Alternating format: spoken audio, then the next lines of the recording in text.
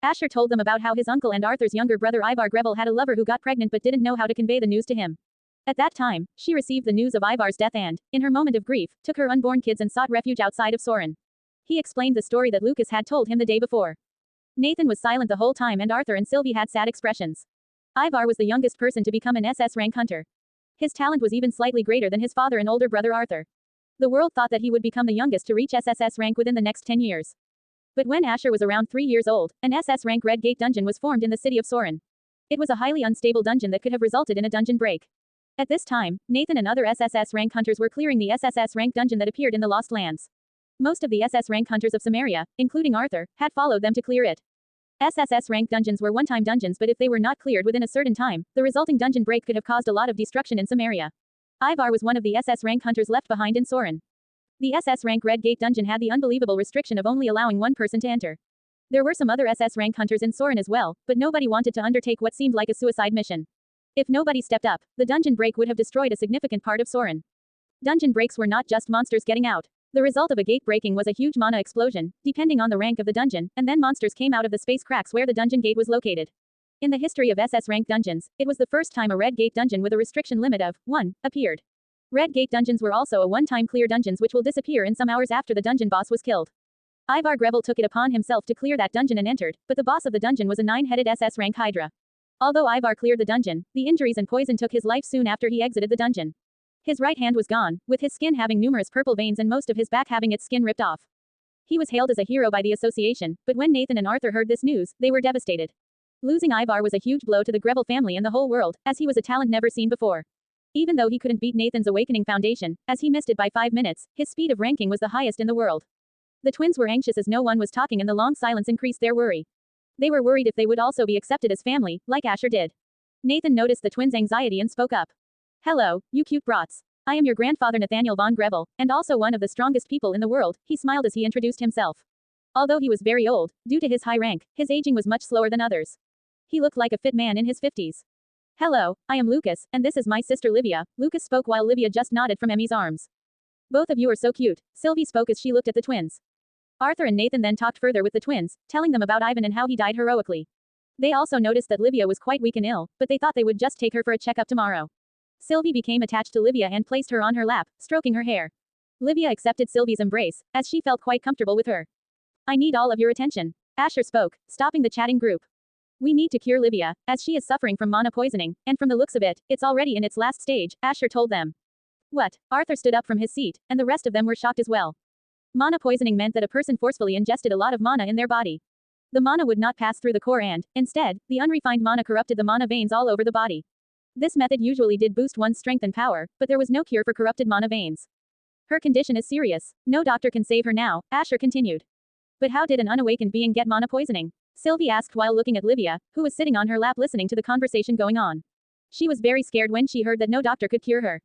Seeing the panicking Livia, Asher explained the cure before explaining the cause of her disease. "But we can use our family treasure, the rank SSS Pure Healing Elixir, which was given to us for Uncle Ivar's contribution," Asher explained to them. "Why are you so sure that we cannot heal her through normal means?" Arthur was not sure how Asher knew about her illness. "She is suffering from mana poisoning," Asher told them. "But how? She hasn't even gone through her awakening yet," Sylvie spoke this time. Nathan was quiet the whole time. He was observing Asher as, somehow, his grandson seemed a bit different from what he remembered last time. "It's due to her bloodline. I already sensed it because of my bloodline ability," Asher spoke without showing any emotions. "She was subconsciously absorbing the mana, but rather than forming a mana core, it's corroding her body.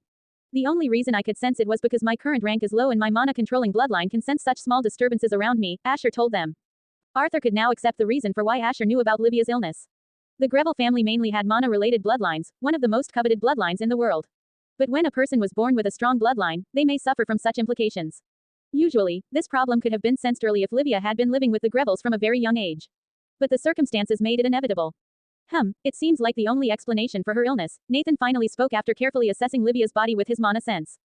"Her mana veins are utterly damaged, and if we don't use the elixir on her, she will become a crippled person," he gave his judgment on the matter.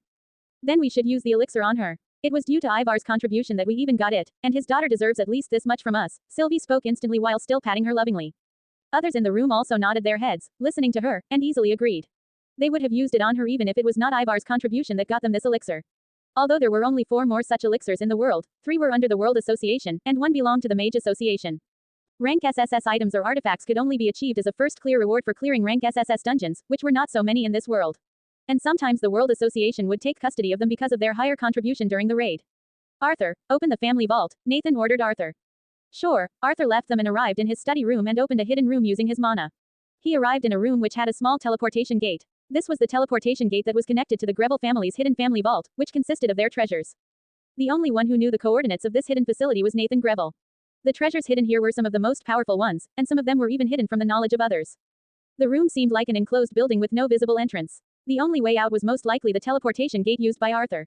He arrived in front of a vault that was 5 meters huge and was encrypted with a blood seal rune.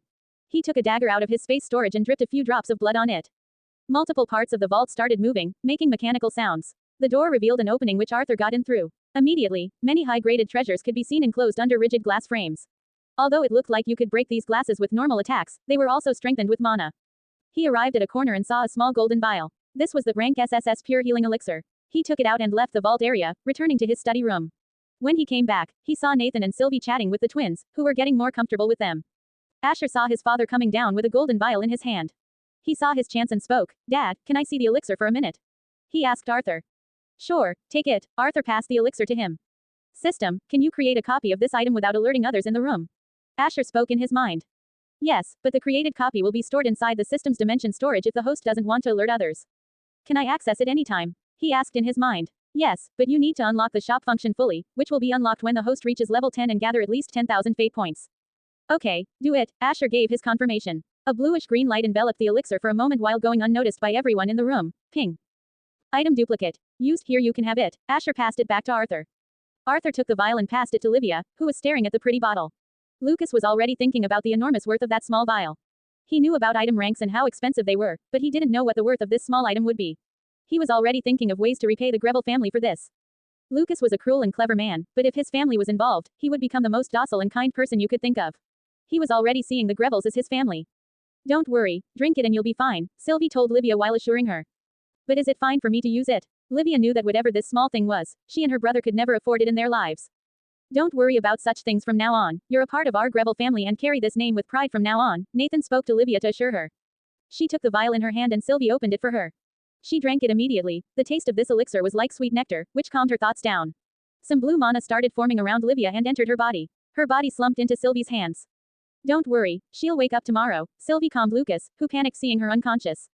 "Mom, I'm going back to my room and probably won't join dinner, so carry on without me," Asher spoke. "Where are you going, brat? I heard you beat my record during your awakening." Nathan stopped him from going. He still sensed something was wrong with Asher, so he decided to have a talk with him. "Yes, I did, but I'm quite busy right now. We can speak later." Asher ignored him and kept moving to his room. "And you said this brat of yours was missing me?" Nathan spoke while veins were popping in his forehead. But he couldn't do anything to Asher because Sylvie was sitting right there. "He's just tired. Let him rest, old man." Arthur just shrugged Nathan.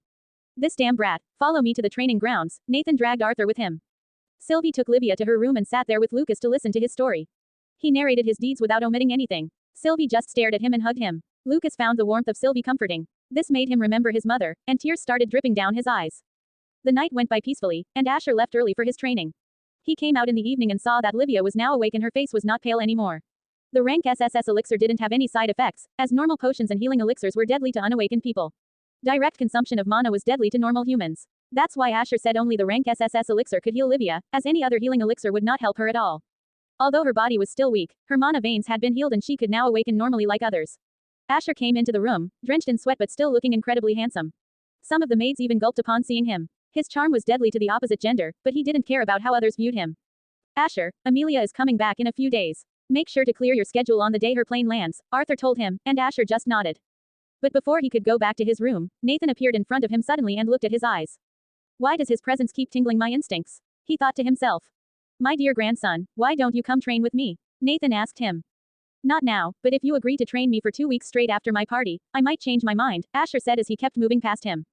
"But, I need to go back to work," Nathan tried to persuade him. "That's a shame. Can't be helped then," Asher shrugged indifferently.